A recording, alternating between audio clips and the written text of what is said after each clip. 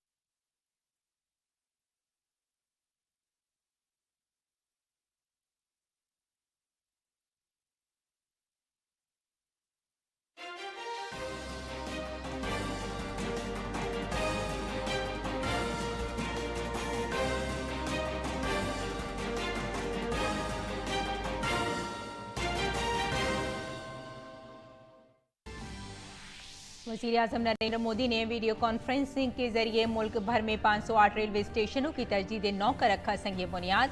Amrit Bharat railway scheme के तहत 24,470 करोड़ रुपए से ज्यादा की लागत से स्टेशनों की होगी तजदीद कारी।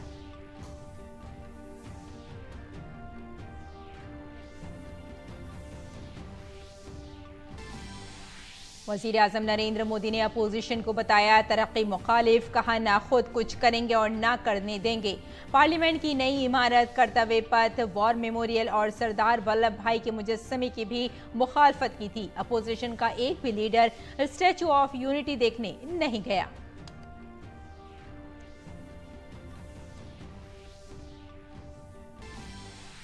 सदर जमहूरिया द्रौपदी मुर्मू ने मद्रास यूनिवर्सिटी के 165वें कन्वोकेशन में बतौर मेहमान खुसूसी शिरकत की। ज़हीन तलबा को किया सरफराज। मद्रास यूनिवर्सिटी को बताया सिनफी मसावात की रोशन मिसाल, लड़कियों की तालीम पर दिया जोर। दाखिला और ताउन के वजीर अमिर शाह ने महाराष्ट्र के पुणे में central cooperative societies registrar portal का किया इफ्तिताह। महाराष्ट्र को बताया कोऑपरेटिव मूवमेंट का मरकज। कहा अकरबा परवरी को छोड़कर मुल्क के काबिल नौजवानों को तरक्की के लिए कोऑपरेटिव तहरीक से मुंसलिक करना जरूरी। बीजेपी के खवातीन मेंबरान पार्लियामेंट की 4 रुकनी कमेटी ने राजस्थान के भीलवाड़ा वाकई की मुतासिरा के कुनबेसी की मुलाकात। नाबालिग बच्ची के अगवा, इज्तिमाई इस्मत दरी और कत्ल के मामले में घर वालों से किया हमदर्दी का इजहार।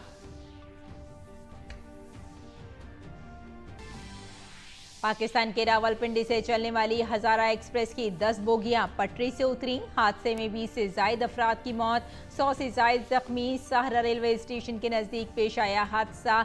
जख्मियों को नवाब शाह मेडिकल अस्पताल में कराया दाखिल।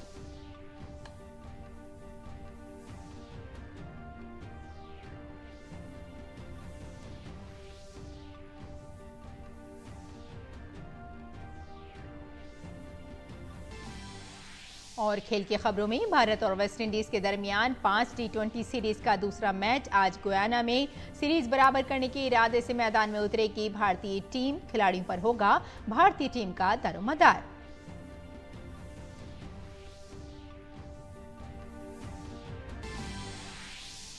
एशियन चैंपियंस ट्रॉफी टाइटल के मजबूत दावेदार और 3 बार की चैंपियन भारतीय टीम का आज मलेशिया से होगा मुकाबला। पिछला मैच ड्रॉ होने के बाद ये मैच भारतीय टीम के लिए है बहुत अहम।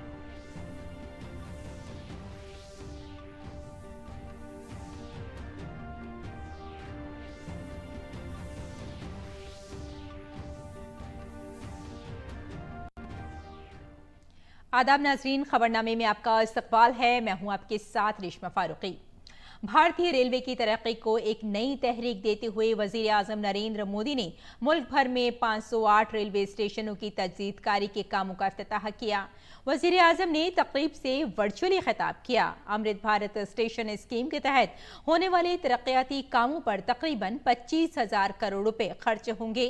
ये 508 स्टेशन मुल्क की 27 रियासतों और मरकज के जेर इंतजाम इलाकों में वाक़ हैं, जिनमें उत्तर प्रदेश में 55, राजस्थान में 55, बिहार में 49, महाराष्ट्र में 44, मगरबी बंगाल में 37, मध्य प्रदेश में 34, आसाम में 32, उड़ीसा में 25, पंजाब में 22, गुजरात में 21, तेलंगाना में, झारखंड में 20, आंध्र प्रदेश में 18, तमिलनाडु में भी 18, हरियाणा में 15, कर्नाटक में 13 स्टेशन शामिल हैं। Amrit Bharat station scheme railway स्टेशनों पर आलमी मेयार की सहूलियात फराहम करने के वजीर आजम के विजन से मुतासिर है। इस स्कीम के जरिए मुसाफिरों को जदीद सहूलियात मैसर होंगी। स्टेशन की इमारतों का डिजाइन मुकामी सकाफत, विरसे और फन तामीर से मुतासिर होगा। वजीर आजम मोदी ने कहा कि भारत नई तवानाई, नई तहरीक और नए अज़्म के साथ आगे बढ़ रहा है। उन्होंने कहा कि स्टेशनों की तजदीद का काम भी भारतीय रेलवे की तारीख में एक नए बाब का आगाज है। वजीर आजम ने कहा कि गुज़श्ता 9 बरस में रेलवे की तरक्की के लिए बड़े पैमाने पर काम किया गया है। दुनिया में south Africa, Ukraine, Poland, UK और स्वीडन जैसे देशों में जितना रेल नेटवर्क है, उससे ज्यादा रेल ट्रैक हमारे देश में इन 9 वर्षों में बिछाए गए हैं। आप कल्पना करिए स्केल। साउथ कोरिया, न्यूजीलैंड और ऑस्ट्रेलिया जैसे देशों का जितना रेल नेटवर्क है, उससे ज्यादा ट्रैक भारत ने अकेले पिछले साल बनाए हैं। वजीर आजम नरेंद्र मोदी ने रेलवे की तरक्की के लिए बड़े पैमाने पर बजट मुख्तस करने का भी जिक्र किया। वजीर आजम ने कहा कि रेलवे की सलाहियत को तस्लीम करते हुए इसकी तौसी और तरक्की के लिए गैर मामूली काम किए जा रहे हैं। बीते 9 वर्षों में हमने रेलवे में रिकॉर्ड इन्वेस्टमेंट किया है। इस साल के रेलवे को 2.5 लाख करोड़ रुपए से ज्यादा का बजट दिया गया है। ये बजट 2014 की तुलना में 5 गुना ज्यादा है। आज एक होलिस्टिक सोच के साथ रेलवे के समग्र विकास के लिए काम हो रहा है। इन 9 वर्षों में लोकोमोटिव्स उत्पादन में भी 9 गुना की वृद्धि हुई है। आज देश में पहले की अपेक्षा 13 गुना ज्यादा HLB कोच बन रहे हैं। वजीर आजम ने कहा कि भारतीय रेलवे को माहौल दोस्त बनाने के लिए भी बड़े पैमाने पर कोशिशें की जा रही हैं। उन्होंने कहा कि 2030 तक मुल्क का रेलवे नेटवर्क कार्बन के अखराज से पाक हो जाएगा। लक्ष्य यही है कि आने वाले समय में सभी स्टेशन ग्रीन एनर्जी बनाएं। हमारी ट्रेनों के करीब 70,000 डिब्बे, 70,000 कोचेज में LED लाइट्स लगाई जा चुकी है। ट्रेनों में बायो टॉयलेट्स की संख्या भी 2014 के मुकाबले अब 28 गुना ज्यादा हो गई है। ये जितने अमृत स्टेशन बनेंगे, ये भी ग्रीन बिल्डिंग्स के मानकों को पूरा करेंगे। 2030 तक भारत एक ऐसा देश होगा जिसकी रेलवे नेट जीरो एमिशन पर चलेगी। अपोजिशन की मनफी सियासत पर हमला करते हुए वजीर आजम ने कहा कि इस धड़े ने खुद कुछ नहीं किया और दूसरों को कुछ करने से रोकने की कोशिश करता है। उन्होंने कहा कि ये धड़ा हर चीज की मुखालफत करता है। विपक्ष के इस धड़े ने संसद की नई इमारत का भी विरोध किया। हमने कर्तव्य पथ का विकास किया तो उसका भी विरोध किया गया। इन लोगों ने 70 साल तक देश के वीर शहीदों के लिए वॉर मेमोरियल तक नहीं बनाया। जब हमने नेशनल वॉर मेमोरियल बनाया, उसका निर्माण किया, तो इसकी भी सरेआम आलोचना करते उनको शर्म नहीं आई। सरदार वल्लभ भाई पटेल का स्टैच्यू ऑफ यूनिटी आज दुनिया की सबसे बड़ी मूर्ति है। हर हिंदुस्तानी को गर्व होता है। और कुछ राजनीतिक दल चुनाव के समय तो सरदार साहब को याद कर लेते हैं, लेकिन आज तक इनका एक भी बड़ा नेता स्टैच्यू ऑफ यूनिटी में जाकर के सरदार साहब की इस भव्य प्रतिमा के न दर्शन किए न उन्हें नमन किया है। वजीर आजम ने वीडियो कॉन्फ्रेंसिंग के जरिए अमृत भारत स्टेशन स्कीम के तहत 508 रेलवे स्टेशनों की तजदीद नौ की तकरीब से खिताब किया। उत्तर प्रदेश के बनारस स्टेशन पर वजीर आजम को सुनने के लिए बड़ी तादाद में लोग पहुंचे। हमारे नुमाइंदे आलोक ने वहां मौजूद लोगों से खास बातचीत की।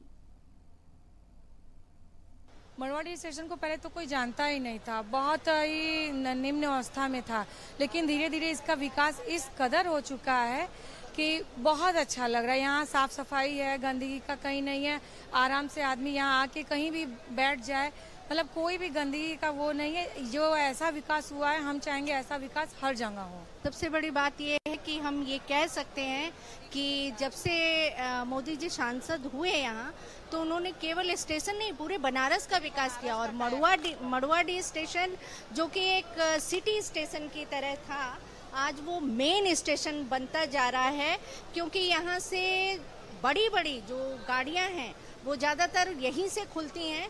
तो बहुत से लोग जो कि कैंट स्टेशन पे भीड़ का सामना करते थे और उनकी गाड़ियाँ छूट जाती थी, अब वो आधा लोड उन्होंने मड़वाडी स्टेशन को दे दिया है और वो बनारस के नाम से बहुत बढ़िया प्रसिद्ध हुआ है। हमारे जो माननीय प्रधानमंत्री हैं, अगर वो यहाँ से हैं, बनारस से जब से हुए हैं, बनारस की कायाकल्प हो गई है। हर रेलवे स्टेशन चमक रहे ना, यही इसी स्टेशन पर यहाँ की तो कोई पहचान ही नहीं थी। हमारी बचपन यहाँ बीती हुई है, यहाँ की कोई पहचान नहीं थी, या हर स्टेशन पर इतनी बदबू होता था कि लोग बैठ नहीं पाते थे। आज हम गर्व से कह रहे हैं कि हम बनारसी हैं। हमारी चाहे घाट हो, चाहे स्टेशन हो, चाहे रोड हो, सब कुछ देखने लायक है। अभी से जब से वर्तमान में ये स्वरूप बदला है, एक तो इस क्षेत्र को अपनी पहचान मिल गई है, और दूसरे मतलब जो ये अराजक गतिविधियां थी वो एक तरह से समाप्त हो गई हैं। पहले अगर हम लोग कहीं चलते थे तो रात में बैठते थे तो 8 घंटे का सफ़र 24 घंटे में होता था। आज मोदी जी के वजह से आज हर आदमी समय से अपना काम निपटा रहा है और समय से पहुंच रहा है। हमको अगर जौनपुर जाना है तो हम पहले 2 घंटे 3 घंटा लगता था, आज आधे घंटा 1 घंटे में हम लोग पहुंच रहे हैं। ये मोदी जी का देन है। बनारस स्टेशन जहाँ पर हम लोग इस समय खड़े हैं, यहाँ पे बहुत ही गंदी स्थिति यहाँ पे थी। यहाँ पे हर तरह के क्राइम होते थे और यहाँ पे तो कोई खड़ा होना नहीं चाहता था, उसमें गंदगी इतनी रहती थी। लेकिन आज जब से मोदी जी ने इसका उद्घाटन शिलान्यास दोनों उन्होंने किया और आज काफ़ी अच्छी अवस्था में पहुँच गया। काफ़ी अच्छा डेवलपमेंट हुआ है। पहले क्या था, ज़्यादा फैसिलिटीज़ नहीं थी, अब क्या है, बहुत सारी फैसिलिटीज़ मिल रही हैं। जो भी आ रहा है बनारस में और अच्छा एक्सपीरियंस लेकर जा रहा है। लोगों का आने जाने का टाइम जो है बहुत ज़्यादा बच गया है। जैसे लोग पहले गोरखपुर से बनारस के बीच का जो डिस्टेंस है वो कवर करने में काफ़ी ज़्यादा टाइम लगता था और एक सेटल टाइम होता था कि इतने बजे ट्रेन आएगी। मतलब मुश्किल से एक दिन में 1 या 2 ट्रेन होती थी। अभी क्या है कि सुबह 6 ट्रेनें जाती हैं और शाम को 6 ट्रेनें आने वाली है। मेरे लिए बहुत बड़ी बात है कि मैं एक ही स्टेशन को हमेशा से जानता था, वाराणसी में कैंट स्टेशन, और कभी भी अगर मड़वाड़ी के साइड से मैं जब भी जाता था तो मुझे इसका आभास भी नहीं होता था कि यहाँ कोई स्टेशन है। आज जब मैं इधर आया हूँ और मुझे देख के इतना ज़्यादा खुशी मिल रहा है। सबसे बड़ी बात कि स्टेशन का पूरा रूप चेंज हो गया। जयपुर के लोग भी अमृत भारत स्टेशन मंसूबे से बेहद खुश नजर आए। उन्होंने इस तारीखी पहल के लिए वजीर आजम नरेंद्र मोदी की सताइश की। हमारी रेलवे भी विकास करेगी, देश भी विकास करेगा और हम आगे वाली श्रेणी में जोड़ेंगे। देश विकसित की ओर बढ़ रहा है हमारा देश, और इनकी योजनाओं के तहत जो पूरे देश में योजना लागू रेलवे की जा रही हैं, अदर किसी की जा रही हैं, वो देश हित में की जा रही हैं। सुख सुविधाएँ बढ़ेगी और आने जाने में भी सहूलत रहेगी और सुविधाओं का विकास होगा और हर तरह के यात्रियों को सुविधा मिलेगी और आने वाला समय यात्रियों के लिए सुखद रहेगा। गतिशीलता बढ़ेगी और रेलवे के लिए एक नया स्रोत बनेगा, रेलवे के लिए एक नई आगे भावी पीढ़ी के लिए एक बहुत ही अच्छा प्लेटफॉर्म बनेगा। इस प्लेटफॉर्म पे आम आदमी जो कि फ्लाइट पे वगैरह बैठ नहीं सकते, उनके लिए एक अलग ही एहसास होगा, अलग ही अनुभव होगा। वज़ीर आज़म ने अक्सर जदीद तरीन पब्लिक ट्रांसपोर्ट की फरहमी पर जोर दिया है। रेलवे को मुल्क भर के लोगों के लिए ट्रांसपोर्ट का पसंदीदा जरिया करार देते हुए उन्होंने रेलवे स्टेशनों पर आलमी मेयार की सहूलत फराहम करने की अहमियत पर जोर दिया। ओडिशा के लोगों ने अमृत भारत स्टेशन स्कीम को काबिल सताइश करार दिया।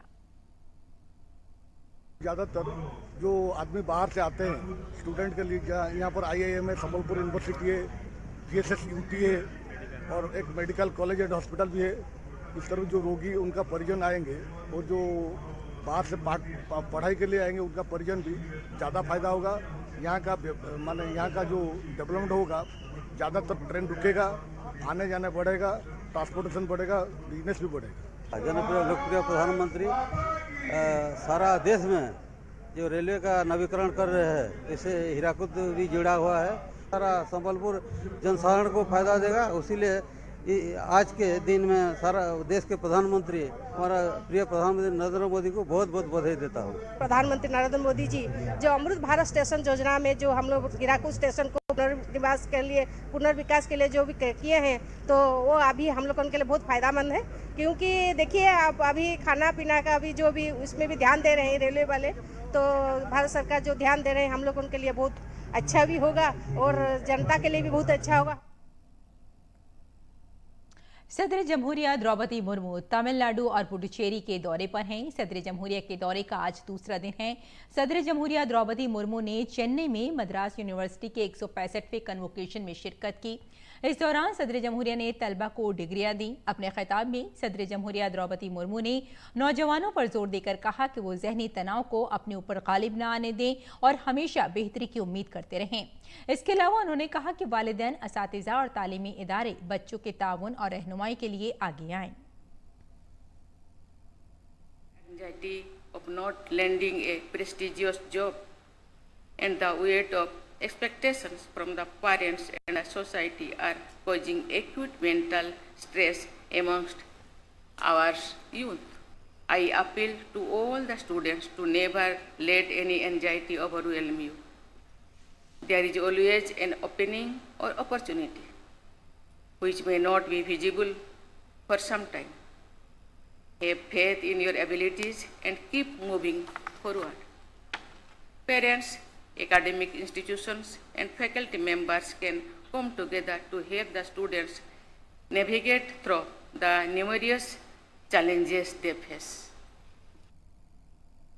लड़कियों की तालीम पर जोर देते हुए उन्होंने कहा कि तालीम याफ्ता खवातीन का मुल्क की मईशत में बड़ा हिस्सा है, जिसके मुआशरे पर मुस्बत असरात मुरतब होते हैं। By inviting in the education of girls, we are investing in the progress of our nation. Educated women can make greater contributions in the economy, provide leadership in various sectors, and make a positive impact on the society. और दाखिला और ताउन के मरकजी वजीर अमित शाह ने महाराष्ट्र के पुणे में central registrar cooperative society CRCS के दफ्तर के डिजिटल पोर्टल का इफ्तिताह किया। Pune multi state cooperative societies की देखभाल करने वाले सेंट्रल रजिस्ट्रार का सिस्टम आज पूरी तरह से डिजिटल हो गया है। इफ्तिताही तकरीब से खिताब करते हुए अमित शाह ने कहा कि अब किसी भी मल्टी स्टेट कोऑपरेटिव सोसाइटी को काम करने के लिए अपनी शाख बढ़ाने के लिए दूसरी रियासत में जाने की जरूरत नहीं पड़ेगी। मल्टी स्टेट कोऑपरेटिव समितियों की देखभाल करने वाला सेंट्रल रजिस्ट्रार की ऑफिस का पूरा सिस्टम CRCS का कार्यक्रम आज से पूर्णतया डिजिटल हो रहा है। अब कोई भी मल्टी स्टेट कोऑपरेटिव सोसाइटी को अपनी ब्रांच बढ़ानी है, दूसरे राज्य में जाना है, अपना ऑडिटेड बैलेंस शीट फाइल करना है, अपनी रिपोर्ट भेजनी है। किसी भी चीज के लिए कहीं पर जाने की जरूरत नहीं है। आपकी ऑफिस से ही आप भारत सरकार के रजिस्ट्रार के यहाँ पूरा कॉरेस्पॉन्डेंस कर सकते हो और वो वैध होगा। अमित शाह ने महाराष्ट्र को कोऑपरेटिव तहरीक का मरकज बताया। अमित शाह ने कहा कि अकरबा परवरी को छोड़कर काबिल नौजवानों को मुल्क की तरक्की के लिए कोऑपरेटिव तहरीक से मुंसलिक करना होगा। अमित शाह ने कोऑपरेटिव के जरिए खुशहाली का मतलब भी समझाया। समृद्धि का मतलब है छोटे से छोटे व्यक्ति को अपने जीवन को उन्नत बनाने का मौका देना, छोटे से छोटे व्यक्ति को देश की आर्थिक प्रगति में योगदान लेने के लिए एक मंच, एक प्लेटफॉर्म देना और सहकारिता के माध्यम से इसका जीवन का उद्धार करना। और इसीलिए इस सहकारिता मंत्रालय की स्थापना की गई है। आज हमने जिस पोर्टल को यहां पर शुरू किया है, देश की 1555 बहुराज्यीय सहकारी समितियों को इसका फायदा मिलेगा। बीजेपी की खवातीन मेंबरान पार्लियामेंट की 4 रुकनी कमेटी ने राजस्थान में भीलवाड़ा वाक़े की मुतासिरा के खानदान से उनके घर पर मुलाकात की। बीजेपी सदर जेपी नड्डा ने राजस्थान के भीलवाड़ा में एक नाबालिग लड़की के अगवा, इज्तिमाई इस्मत दरी और कत्ल के मामले की तहकीकात के लिए पार्टी की खवातीन अराकीन पार्लियामेंट की 4 रुकनी कमेटी तश्कील दी है। इस कमेटी में MP सरोज पांडे को कन्वीनर बनाया गया है। रेखा वर्मा, कांता कर्दम और लॉकेट चटर्जी इसके रुकन हैं। बीजेपी रुकन पार्लियामेंट लॉकेट चटर्जी ने कहा कि ये जुल्म है, मैं इसका इजहार नहीं कर सकती। उन्होंने कहा कि पूरा मुल्क राजस्थान की तरफ देख रहा है, गहलोत हुकूमत को इस्तीफा दे देना चाहिए। हम बता नहीं सकते हैं। मैं परिवार के साथ मिली, उनके मम्मी के साथ मिली, उनके फादर के साथ मिली। कोई बोलने का कुछ नहीं है शब्द। कोई जैसे तरीके से महिला के ऊपर, एक बच्ची के ऊपर जैसे बलात्कार करके उसको जला दिया गया जिंदा, उसके बाद भी सरकार पूरा मौन है, कोई भी एक शब्द नहीं बोल रहे। लगातार कांग्रेस के सरकार के टाइम पे आदिवासी से शुरू करके राजस्थान में महिला के ऊपर अत्याचार हो रहा है, लेकिन कांग्रेस सरकार दूसरा प्रदेश को लेके बोलते हैं, लेकिन खुद का राज्य में क्या हो रहा है एक भी शब्द नहीं बोलते हैं। हम लोग चाहते हैं, पूरा देश का जनता राजस्थान को देख रहे हैं, राजस्थान के बेटियों को देख रहे हैं और गहलोत सरकार को रिजाइन देना चाहिए। बीजेपी के दिल्ली रियासती तर्जुमान हरीश खुराना ने अरविंद केजरीवाल की हुकूमत पर कई सवालात उठाए और मेवात फसादात में आम आदमी पार्टी के कारकुन का नाम आने पर उनकी खामोशी की वजह पूछी। दंगों के अंदर आम आदमी पार्टी के कार्यकर्ता पदाधिकारी जावेद अहमद का नाम सामने आया है। उसके खिलाफ एक FIR तक लॉन्च हुई है हत्या के मामले को लेकर। एक ये दिल्ली के अंदर ताहिर हुसैन था और अब नूह के अंदर ये जावेद अहमद है जो आम आदमी पार्टी का कार्यकर्ता है। सवाल ये है कि जब भी आम आदमी पार्टी का कार्यकर्ता सामने आता है, दिल्ली दंगे हो चाहे वो हरियाणा के नूह के दंगे हो, आम आदमी पार्टी चुप्पी क्यों साध लेती है? अरविंद केजरीवाल के शब्द से मुंह से एक शब्द क्यों नहीं निकलता है?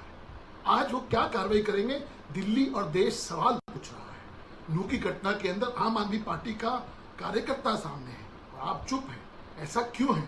इसलिए मेरा कहना है, आम आदमी पार्टी का हाथ दंगाइयों के साथ होता है, हमेशा ये पाया। बड़ी बड़ी बातें करने वाले दिल्ली के वजीर आला अरविंद केजरीवाल के खिलाफ गुज़श्ता 2 माह से दिल्ली म्यूनिसिपल कॉरपोरेशन के सफाई कारकुन धरने पर बैठे हैं। वजीर आला अरविंद केजरीवाल की रिहाइशगाह के नज़दीक बैठे ये दिल्ली म्यूनिसिपल कॉरपोरेशन के सफाई कारकुनों का इल्ज़ाम है कि केजरीवाल उन्हें नज़रअंदाज कर रहे हैं। केजरीवाल ने गुज़श्ता इंतखाबात में 10 गारंटियां दी थी जिन पर वो अमल नहीं कर रहे हैं। ये सफाई अहलकार उन्हीं में से एक गारंटी की याद दहानी करा रहे हैं। धरना के बैठे हुए हैं। दिल्ली पुलिस ने हमारे को बड़ी मुश्किल में यहाँ पर बोला है कि आप अपनी मांगों को बैठकर मांग सकते हो, वो भी शांतिपूर्ण तरीके से, मगर अभी तक भी माननीय मुख्यमंत्री जी ने ये नहीं सोचा कि सफाई कर्मचारियों का धरना जारी है, मैं भी एक बार उनसे जाके पूछ लूं कि क्या परेशानी है। चुनाव के दौरान में उन्होंने हमारे से कहा था कि समस्त कर्मचारियों को पक्का कर देंगे और जितने भी कर्मचारी उनको मेडिकल कैशलेस कार्ड दे देंगे और समय से वेतन देंगे।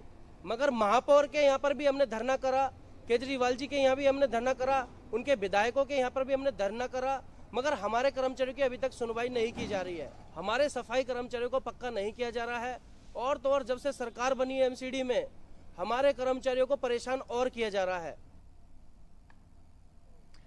आरएसएस के सीनियर प्रचारक मदन दास देवी का हाल ही में इंतकाल हो गया। वजीर आजम नरेंद्र मोदी ने मदन दास देवी पर एक मजमून में अपने ख्यालात और जज्बात का इजहार किया है। वजीर आजम ने अपने मजमून में लिखा कि भारत की तरक्की के लिए खुद को वक्फ करने वाले मदन दास जी ने मुतादिद कारकुनों की जिंदगी बदल दी। मुल्क ने हाल ही में मदन दास देवी जी जैसी अजीम शख्सियत को खो दिया है। उनके जाने से मेरे साथ साथ लाखों कारकुनों को गहरा सदमा पहुंचा है, जिसे अल्फाज में बयान करना मुश्किल है।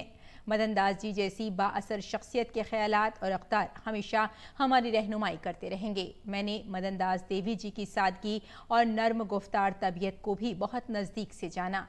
मदन दास जी ने कौम की तामीर को अपनी ज़िंदगी का मकसद बनाया। मदन दास जी का भारत के नौजवानों पर अटूट एतमाद था। मदन दास जी अपने इस सफ़र में यशवंतराव केलकर जी से मुतासिर रहे। मदन दास जी का तलबा से गहरा लगाव था और वो अक्सर हॉस्टल में तलबा के साथ घुल मिल जाते थे। वो हमेशा तलबा के दरमियान ऐसे काम करते थे जैसे पानी में कमल।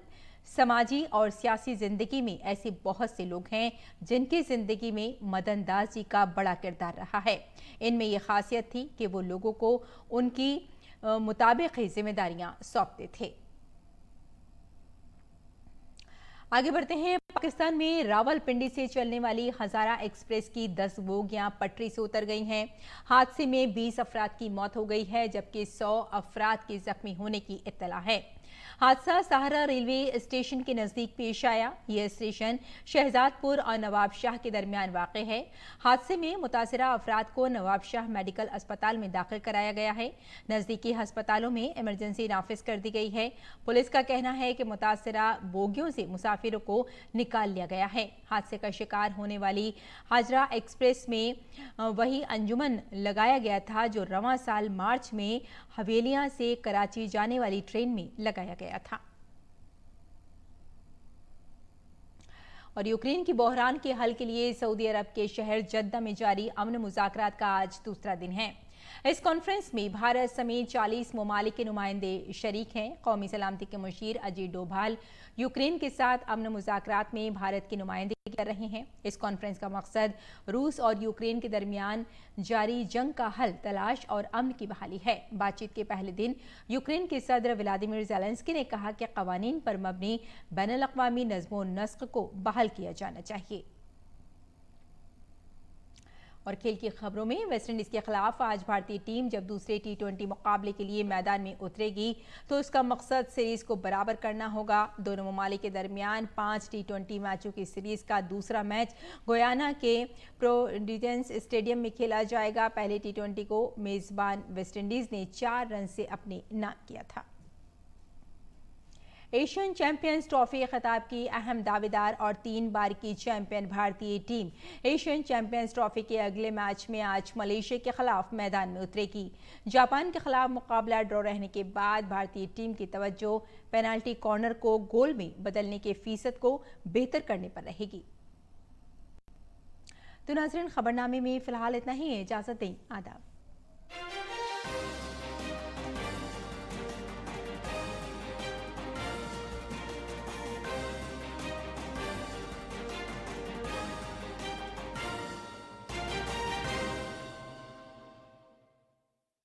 हम 2 तीलियां एक साथ जला सकते हैं और हम 5।